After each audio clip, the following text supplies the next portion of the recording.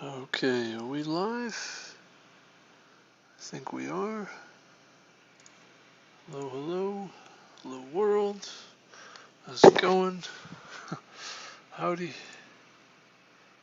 Howdy. Um, Welcome. Oh, man.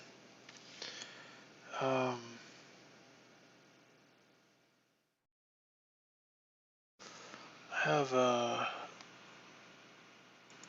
get this thing.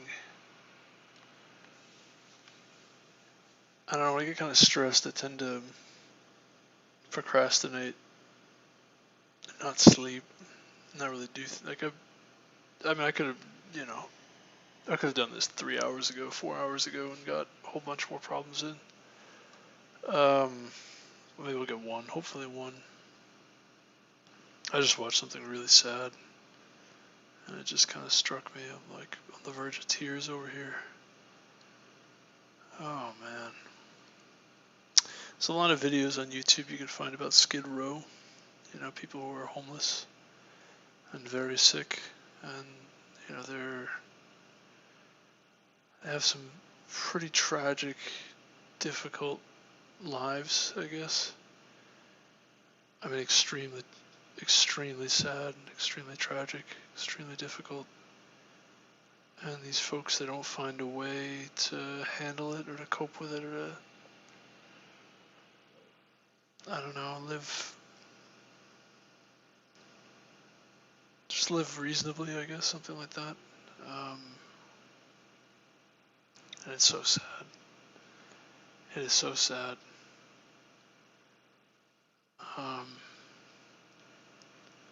I don't know what more I want to say about that other than, just I was watching one of these videos and it kind of just struck me. I guess for starters, I'm extremely lucky. Extremely lucky. I guess the decisions that I've made and the things that have happened to me,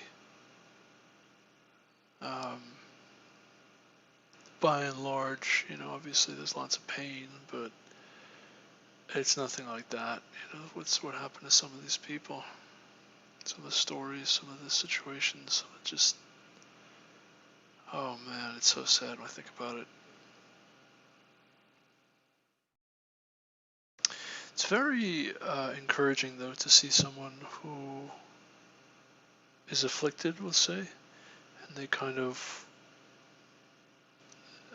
take their affliction with stride, if that makes sense. I don't know how to express it, but in stride, I don't know how to say it. I guess they love life, even if they were dealt a pretty rough hand, we'll say. I'm talking about, from birth they had some horrific defect or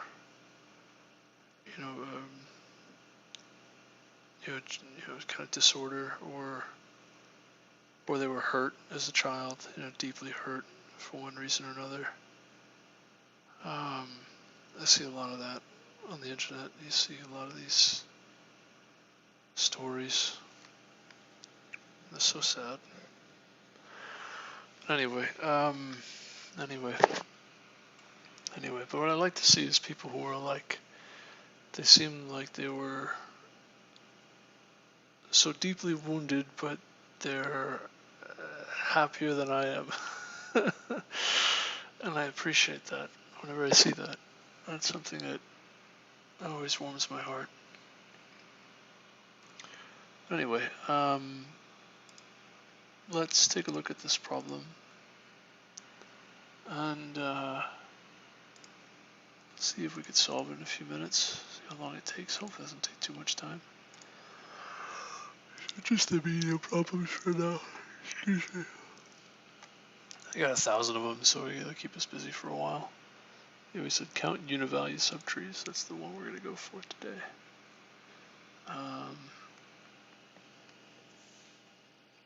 Okay. Given the root of a binary tree, return the number of Univalue subtrees. A Univalue subtree means all nodes of the subtree have the same value. Oh, interesting. So this is a pretty easy question because you need to visit every node. In other words, in order to tell whether or not it's a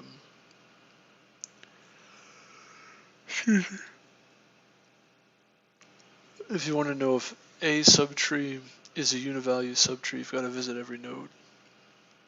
Or it's an arbitrary tree. So we know that the linear runtime is the best we can do. It's also the worst we can do. So that's it. So we'll do a linear runtime, and this shouldn't be too difficult. Basically, what you would do is you run a routine on the left subtree, recurse on the left subtree, recurse on the right subtree, and you say, okay, check if the left subtree is Univalue, check if the right subtree is Univalue.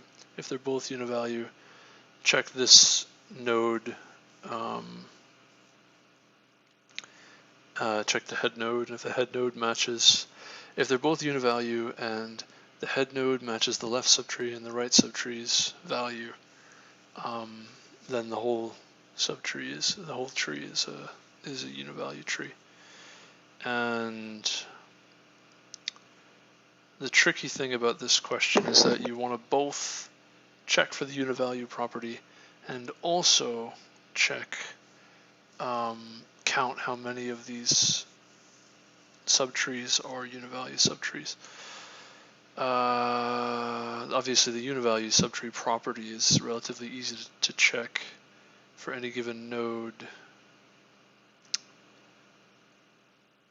The thing that's interesting is I want to make sure I don't do too many operations. That's the only thing that's tricky, is that you want to traverse the whole tree counting the number of Univalue subtrees without doing more than a linear amount of work. In other words, you only want to visit each node either once or twice or 3 times or whatever, a few times, not sort of a like, there's sort of one approach that would be visit every node and then check for each node if each node represents a subtree, if that subtree is Univalue or not. And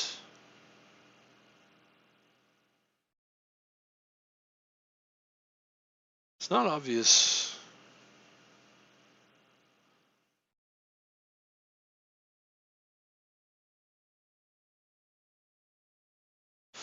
Yeah, because if you run the check over and over again,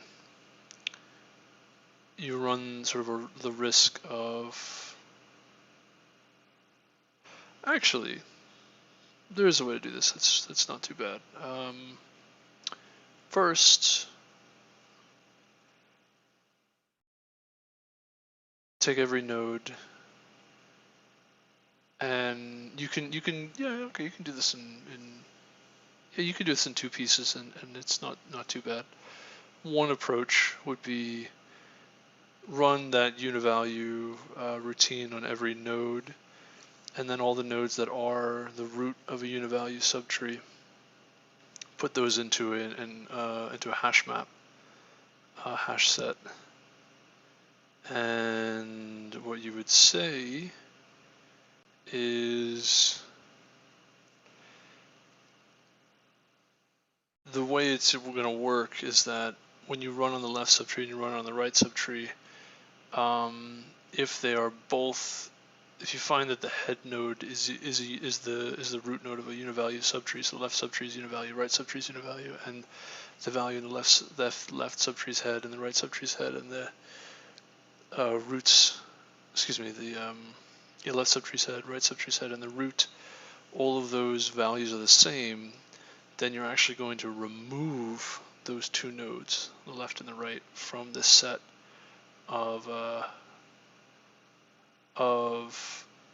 Univalue subtrees, and then add the head. So you're not double counting any of those.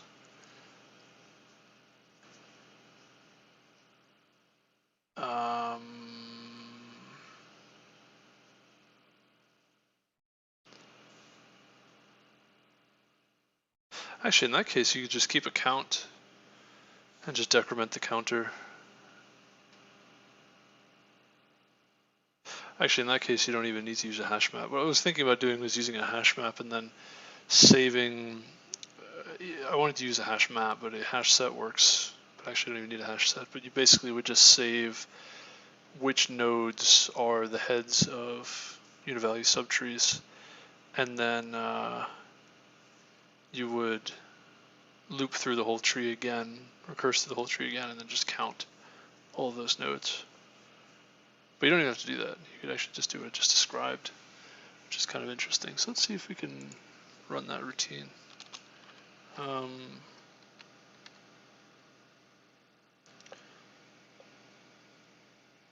It's actually a depth first search, it's called. So DFS, we'll call it.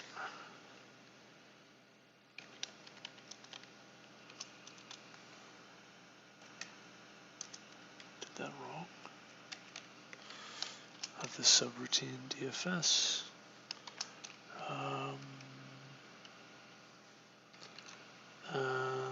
It's recursive, so I have this auto. I spelled that wrong, didn't I? Oh no, I got it. And we're gonna have tree node root. Call it R instead of root. And we'll have a count at the end here. We're going to return count at the end of it all. We're going to call DFS of root of DFS. And we're going to say, call the left subtree, f of r left.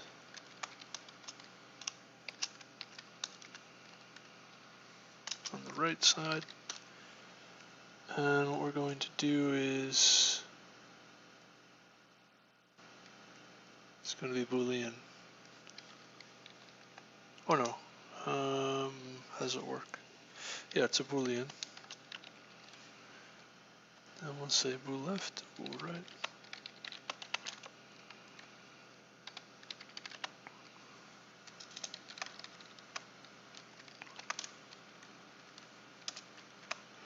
Now, what we want to say is base case.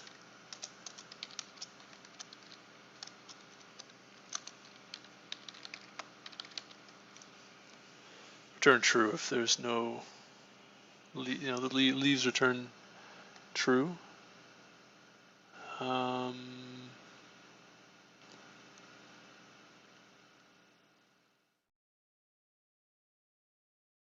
Yeah, so let me say normally return false. And we'll say if left and right, and there's two cases here. You actually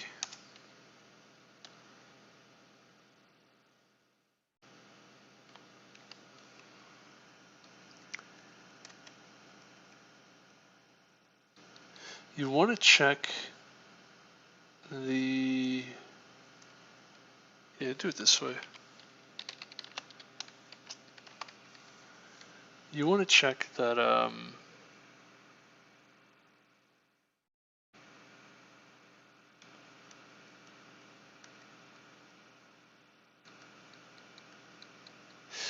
let's do it this way. Let's do it this way. Okay, we'll say we'll get the head value.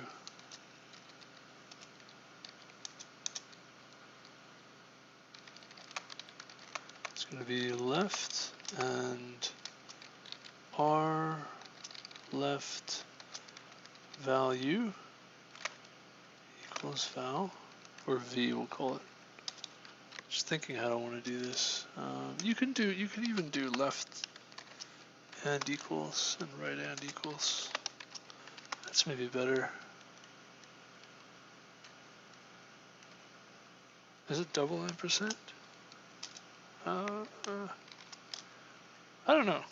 Actually, I don't even know. I guess we'll find out when I try to compile it. So what I want to say, the logic should work something like this. If R left,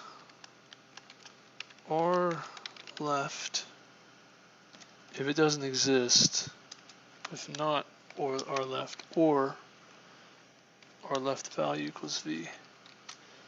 And you want to do that for the right side as well. It's kind of a tricky thing there, but basically what it means is if the node doesn't exist on the left side or the right side, you just assume you basically pass this check. If it does exist, you can only pass the check if it matches the same value. Hopefully that makes sense. And then we say left and right.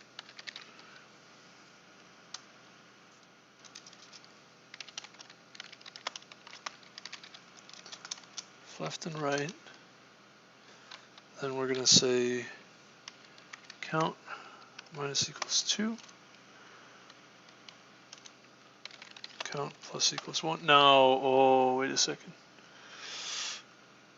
Has another thing.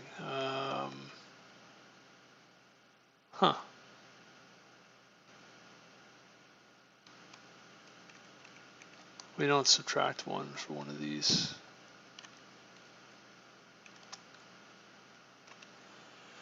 We don't add 1 for one of those either.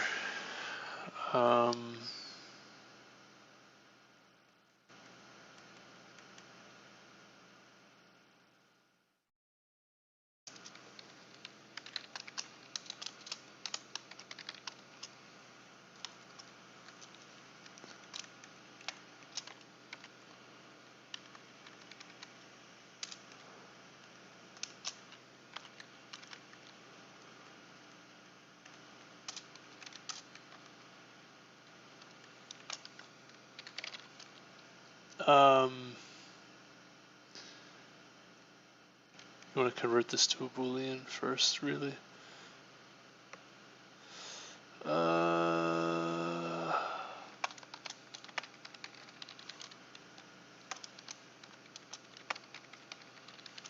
Right, so it's not the null pointer, then you subtract 1.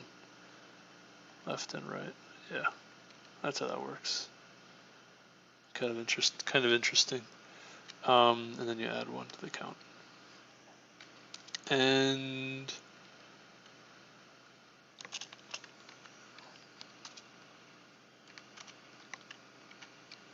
add 1 back, return true.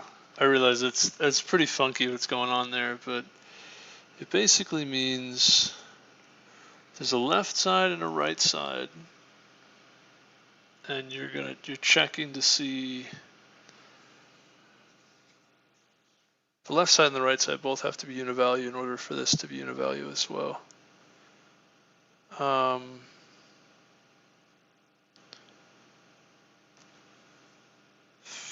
Excuse me. And not only that, but if there are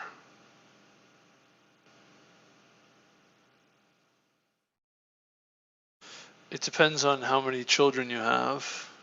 So if you have 2 children, then you were counting both of those trees, and now you remove both of those trees and add 1 tree. If you only had 1 child, you remove that tree and add it back. If you don't have any children, then you're adding just that 1 tree, that 1 subtree. Yeah, which is handled by all of those cases.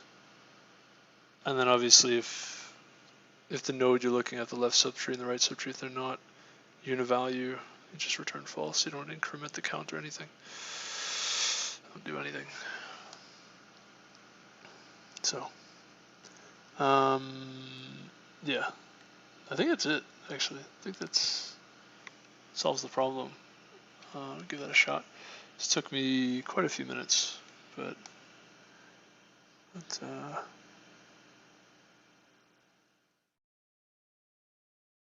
expected expression. Um,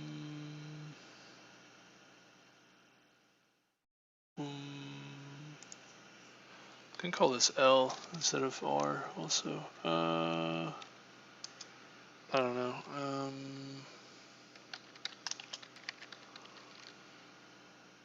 I'm wondering if there's some confusion because of the names and the symbols. It's possible. I don't think so, but it's possible. I just want to eliminate that possibility. I don't think there's a problem, but it could be. I think it could be the it could be the this may not work the way that I think it does.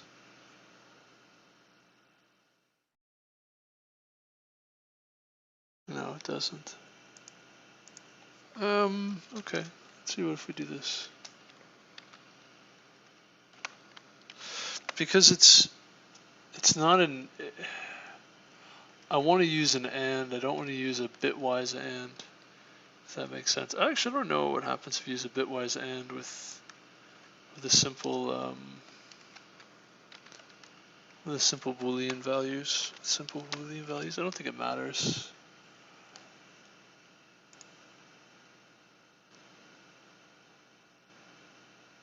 Let's see what happens here. Okay. Input 51555 null 5. Output 3 expected 4. Pretty close. 1, 2, 3. Oh, it should be at every node, huh? 1, 2, 3, 4. Why is that 4?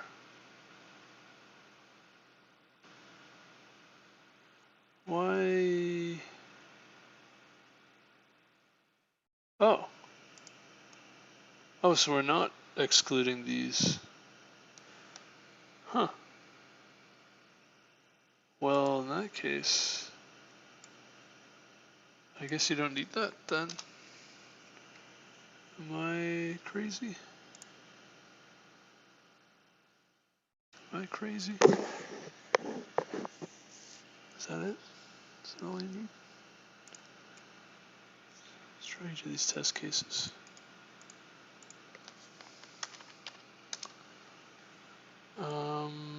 Yeah, I guess this is even easier than I thought. Didn't have to go through all that reasoning.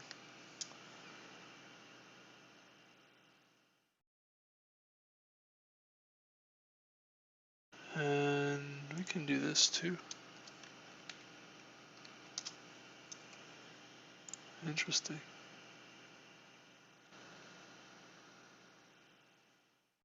Huh.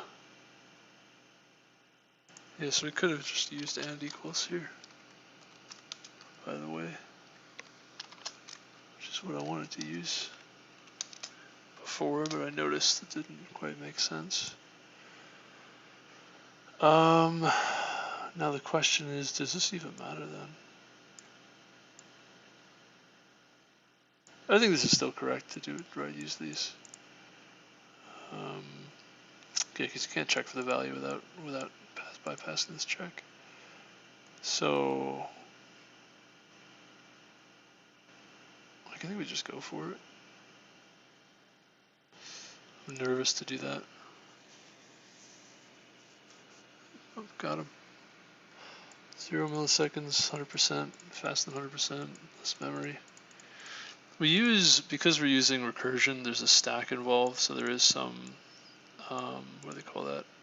Some memory usage here. But this is a super easy question. I didn't understand the question originally, so it was a little harder, so I did a little extra thinking than I needed to. But yeah, keep it simple, stupid, right? These questions usually are not that hard. They usually are that easy. So yeah, you didn't need to do all that, you know, watching out for double counting nodes. It's basically every node in that subtree of a Univalue subtree is counted. So that's it. Just count all of them. Interesting. Excuse me. Not really a lot to say about this question. Like, it's just kind of a simple property you're checking on every node in the tree. So you just recurse through all the nodes. And it's the easiest, simplest way to check the property is recurse on the left side, recurse on the right side, check the results against the check using the information you got from the left and the right. Then you can make a decision about the root node. And that's it. That's both necessary and sufficient. Yeah, for the property. So the left subtree is a univalue, the right subtree is univalue. And the values of the root the left subtree head and the right subtree head are all the same value. So that's it, that's it. Not much more to say here. I'm pregnant. You should treat me better. I'll leave and raise it alone. What's up, Yuki? Hold on a second. Is that right?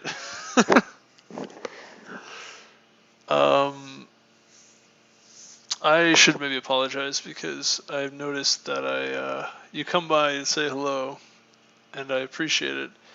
But then what happens is I don't read your comment until I finish the problem.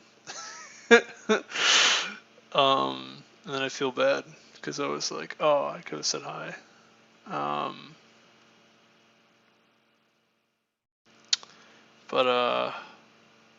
Yeah, I don't know if you're still here or not. Basically, I like talking to you, and I appreciate you coming by and saying hello. You can't get pregnant. You're a guy. As far as I know, yeah. As far as I know, you are a guy.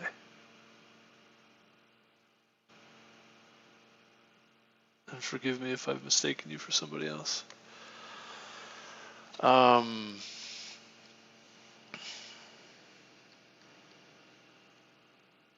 pregnant.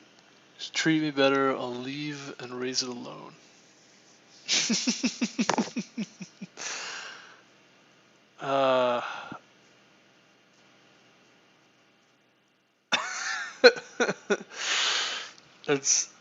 That's the most trifling thing I've ever heard. What do they call that? That would be like that would be that's too funny. How many are going here? How long have we been on this for?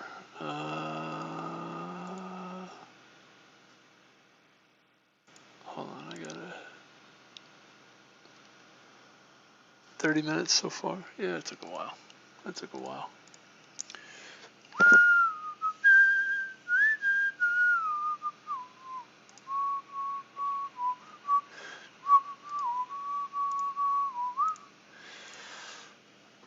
Yeah, I wanted to comment. Yeah, that's the most trifling thing I've ever heard. Pregnant, better be nice to me, or I'll leave and raise it alone. I was just watching a woman she's a comedian. She's really funny. She's great. But she's Southern. She did the right thing, got married, and had 3 kids. As far as I know, she's faithful to her husband. And I don't know. I don't really know what women are like. Women like her, right? Because I haven't experienced that. I mean, I don't know any women. There's like a couple that I grew up with. Just a few that were like, I don't know. I guess they did it honestly, where they have the mother, the father. They got married when they were young. They stayed together. They had kids. They raised their kids. Like they just did kind of what you're supposed to do, if that makes sense. And then it seems like the other parents that I knew or grew up with, that I sort of became friends with, they did not do it that way. Let's see. Okay, my parents got divorced, and it was really sad and difficult. My friend's mom got divorced also. His mom and his dad were split growing up. Actually, he was one of my closer friends. Two families I could think of actually that where the parents did stay together. Praise God, thank God for that. My actually three families I should say. No, I should say there's another friend who's right. His mom and his dad stayed together. So I shouldn't be thinking that way. I don't know why. I made that comment to my friends a while back where I was like, yeah, I think most of the families that I grew up around or knew had divorced parents, and my friends were kind of like, what are you talking about? It's not true. Yeah, which actually, I don't know why I said that. I don't think it's true. It feels like that, and I tend to focus on it, I guess. What's the other one?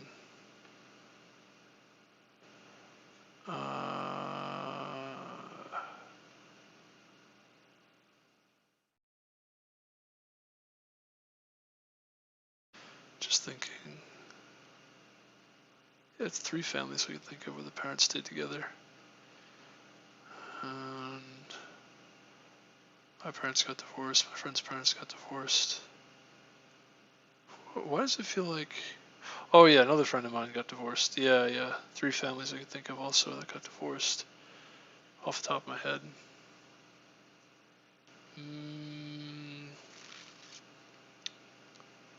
Just thinking.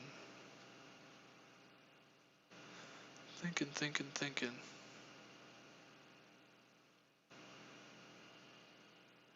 I feel like everybody got divorced. Well, yeah. Anyway, I don't know. I don't really know.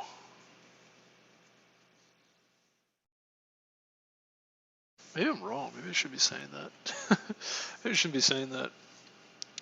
Yeah, these southern women that have batch of kids, and that's their life. They love God. They love their kids. And I've been thinking about that though. So this woman was talking about how she had 3 kids, and she wanted to have a 4th child. And my mom felt like that too. She wanted to have as many kids as she could get. And I kind of think about that from time to time because there was a woman who I wanted to have kids with, wanted to get married, wanted to have kids, wanted to do the whole thing. I felt like things just weren't right though. Things just it couldn't work. I still feel like that though. I still want to have a whole boatload of kids. But man, oh boy. For starters, it's expensive in terms of time and money. I mean, who has the time and money for all of that? That's the first thing. I don't at the moment. I mean, I'm working on it. I'm freaking working on it. But oh boy, there's a long road ahead of me. And then that's the first thing, to comfortably have that many kids. And then the other thing is I gotta find the woman who wants to do that. Now, I thought the woman that I met originally, I thought she was up for it. I thought she wanted to do it. She seemed pretty excited about it, but she basically was like, I basically preferred somebody else, right? To put it bluntly, put it simply, she was like, I just want to be with someone else. In simple terms. I wasn't really comfortable being with her. That's the kinds of things that she was doing, the kind of things she was getting up to. I wasn't ready either. I think it was just a little too soon.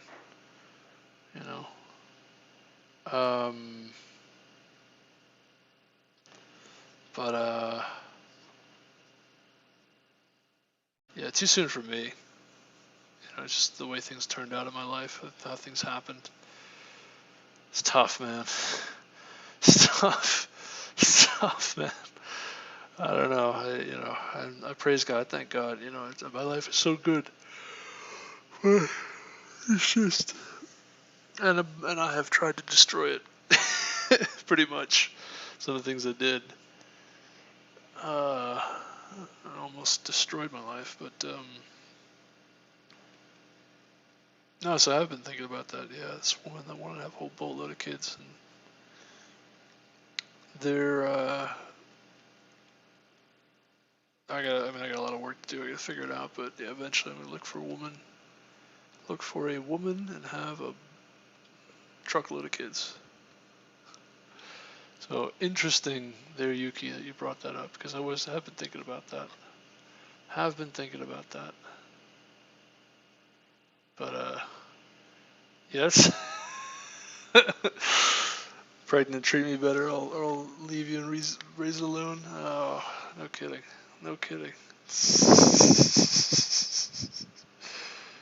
Something about that is very funny.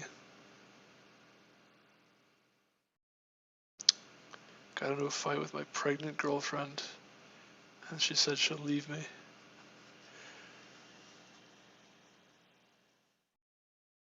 Oh, wow.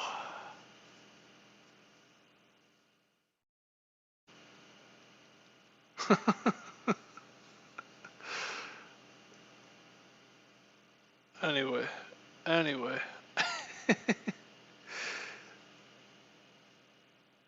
I think two things would have to be true for that to be possible. You'd have to be a woman and I have to be sleeping with you. So I guess in your own imagination, both of those things are true. Very cute. Alright, anyway. I'm gonna go. Thank you all for watching and saying hello. I do appreciate it. I'll talk to you all soon. Have a good rest of your night. I don't know if I'm streaming tomorrow. I don't know. I've got like a whole litany of things to do and think about, and I don't know, man. Excuse me. I'll just do it, one step at a time. Eventually, I'll get to where I gotta be in life here, I guess. Also, yeah, be careful what's going on out there in the world. It looks like they're trying to basically shut down the economy, so that way they can force everyone onto welfare, and then force everyone to pretty much force them into communism. Apparently, that's what's going to happen in Canada. I don't know about that. I mean, I don't have any like hard proof of that's going to happen, but it looks like that they want to do that. So, excuse me, they might just do it. Yeah, that's fun. Yeah, communism is not good. A lot of people starve to death, and it looks like another thing they're doing is they're going to start using food to control people. So they're going to crash all the agriculture in the United States, so that way we can't get food, and we have to be dependent on the system for food. Which is a pretty sick thing to do, but that's another way. Is crash the economy, destroy all the food, Yeah, it's going to be an interesting time. I'm not even sure if we're going to be like alive in the next 4 to 5 years. Quite frankly, the way things are going, like we literally could be, I don't know, full communist, nuclear war, mass starvations, any or all of the above. Who knows? I don't know what's going to happen, but it's looking pretty scary. Just keep praying to God, I suppose, and repent. Right, that's what's going to happen. Whole nation's got to repent. If you notice, most of the country is Catholic now. This country was originally founded by Protestants, and there's kind of a big difference there between the Catholic culture and the Protestant culture. Basically, the Protestants were running away from Catholics, and that's when they founded this country, this greatest nation that ever existed. Look at Europe, which is basically still being run by Catholics. Not so great over there in Europe. It's an alarm to go to bed. Yeah, not so great over there in Europe. And we're going to be like them. Catholic nation. And gonna be sad. It's gonna be gross. Although all the problems of Europe are pretty terrible, they won't be as terrible here. But that's kind of the thing, is like we're all headed that way, it seems. So that's kind of why I think it's unavoidable what's going to happen. It's sort of biblical. It says judgment of God. If you turn away from worshiping God, you're going to have judgment passed on your nation, and it's not fun. To put it lightly, it's not fun. I want to say that's what I don't know. I didn't know, didn't understand, never knew in my life. It's not that there were women that stayed with their husbands or husbands that stayed with their wives. It was Christian women. That's what I've never known. I've never known a Christian mother in my life. Never met one. She loves Jesus and loves children and praises God. Thanks God every day that everything's working out. I think. Oh yeah, I could think of another divorced. They're not divorced, but one woman who actually committed adultery. That's another. It's 4 families I could think of off the top of my head. 3 that were divorced, and one family where they stayed together, but the woman cheated very, in a way where she was very obvious and kind of brutal. And that's the thing, is I don't know that the other women didn't cheat either. I find that hard to believe, which is kind of a cruel thing to say about my friends and their moms, but if it's true, it's really cruel, because they're not really Christians. So why would they not cheat, right? Like what's preventing them from doing that? And they all had jobs, I believe. I think only one of them didn't have a job. Just thinking, which ones?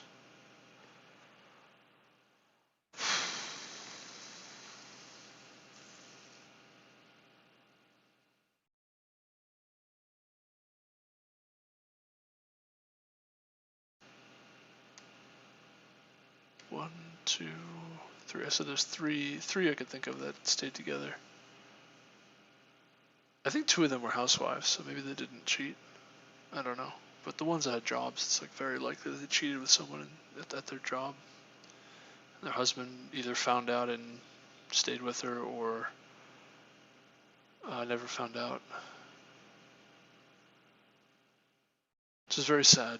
But anyway, let me not dwell on that, because it's really none of my business. But it's just the problem is, if they're not Christians, why would they even bother?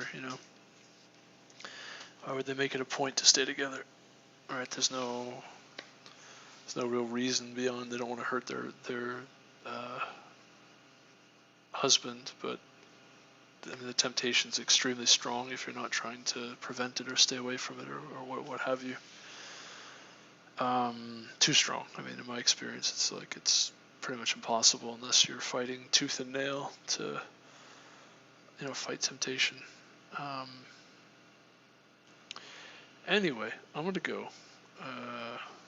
Yeah. That was a lot of word vomit, I guess, but just thoughts I've been having. Yeah, because I remember my friends were kind of checked me on that. They're like, "What are you talking about? We have friends whose parents stayed together." So, no, it's not. That's not what I'm. I should clarify. I have not known a Christian woman, who loves Jesus and loves her kids, a Christian mother. Literally never seen it. Yeah. So, and obviously I'm not talking about Catholics, right? Catholics are really way more Catholic than Christian. Anyway, okay, yeah. So, take care. Talk to you soon. Have a good rest of your night. And I don't know what I'm doing tomorrow. May or may not be on tomorrow. So, okay.